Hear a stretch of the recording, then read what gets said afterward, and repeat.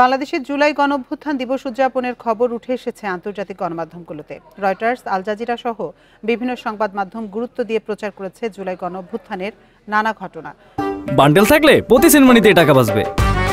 বিকাশ send money bundle কিনে জিতুন প্রতি লেনদেনে।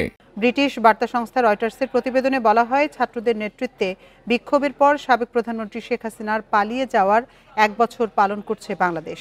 কাতার ভিত্তিক গণমাধ্যম আল জাজিরার প্রতিবেদন বলছে, 15 বছরের অগণতান্ত্রিক শাসনের পর প্রকৃত পরিবর্তনের আশা আন্দোলনকারীদের।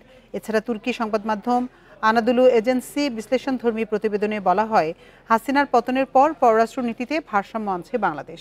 এদিকে ভারতের এনডিটিভি, দ্য হিন্দু এবং পাকিস্তানি সংবাদ মাধ্যম ডনে জুলাই গণ অভ্যুত্থান দিবস নিয়ে খবর প্রচারিত হয়েছে।